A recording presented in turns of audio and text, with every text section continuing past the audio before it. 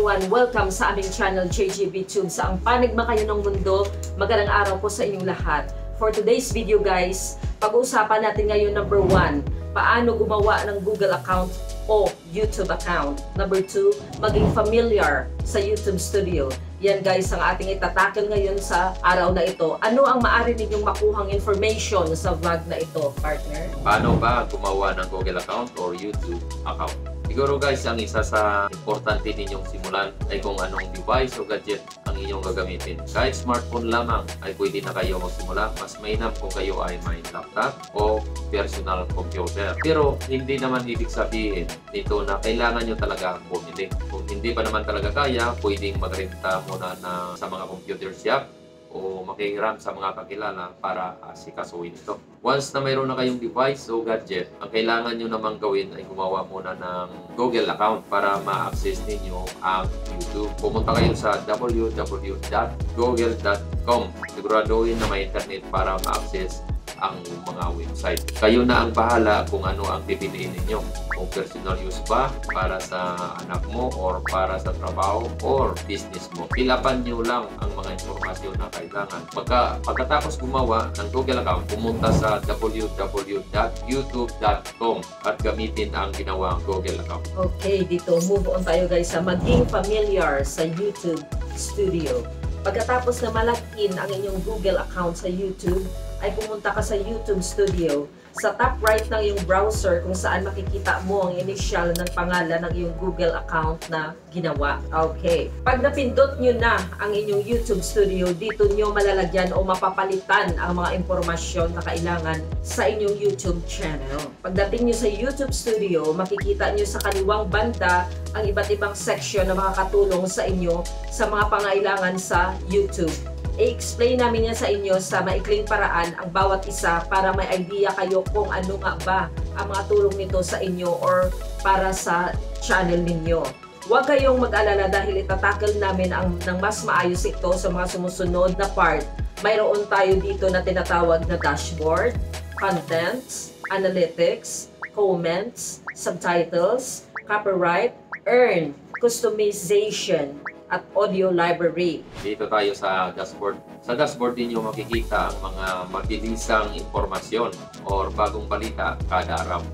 Halimbawa nito ay kung ilang views ang nakuha mo sa ka-upload mo lang na video, ilang subscribers ka na sa araw na yon, sino ang bago or huling nag-subscribe sa channel nyo, iba't ibang tips o balita galing sa YouTube at marami pang iba. Content, dito ninyo makikita ang lahat na in-upload nyong mga video content, live, post, playlist at podcast. Ilalatag mismo ng YouTube kung ang in-upload mo ba ay naka-publiko or privado. Kung may restriction ito, ilang views at comments at marami pang iba. Huwag kayong mag-alala dahil itackle natin ito sa sunod na part.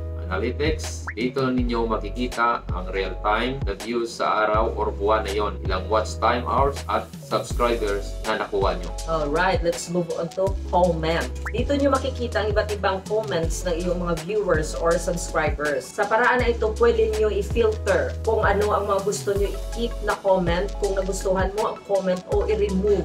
Kung hindi mo naman nagustuhan, iyon ay depende pa rin sa inyo. Maaari nyo rin silang i-like at replyan sa mga comment nila. Okay, dito naman tayo sa subtitles. Dito ay pwede niyo i-set kung anong language ang gusto na lumabas para sa subtitle ng inyong video content. Copyright, dito guys, ito ay sobrang lawak na usapin, kaya ang inuulit namin ay itatakil namin ito sa susunod. Para sa madaling salita, dito nakalagay kung ang video content mo ba ay may labag katulad na lamang na paggamit ng audio na hindi galing sa iyo. Earn, ito guys, ang hinahangat ng bawat isang content creator, Kita guys, or sahod. Pero ito ay, dito naman ay ibang usapin din dahil masyado rin itong malawak. Diba? Pero sa madaling salita, dito ninyo makikita kung kayo ba ay pwede nang mag-apply at para magsimula na kumita na sa inyong content sa YouTube. Dito naman tayo guys sa customization. Dito ay pwede nyo ayusan ang inyong YouTube channel. Katulad na lamang ng kung may gusto kayong i-highlight lang na video, content, pag-upload ng inyong profile picture, banner image, or sariling watermark. Maaari nyo rin baguhin dito ang inyong channel name at lagyan ng description ang inyong channel. Dito tayo sa audio library guys. Dito naman sa parte na ito ay ang mga libreng mga audio na pwede nyong gamitin para sa inyong mga video contents upang maiwasan ang copyright issues dahil ang mga audio na ito ay galing mismo sa kay YouTube. Maaari nyo rin i-explore ang YouTube Studio para maging mas familiar pa kayo sa itsura nito. Guys, ayan na. Part 1 pa lang ito, guys. Part 1 lang yan. Ituturo pa namin ang mga sekreto na hindi kayo maligaw sa kung paano gumawa. Simula. Lalo na partner sa gustong magiging content creator or vlogger. Higit sa lahat, gustong kumita. Oo. Sideline. Okay guys. Oo.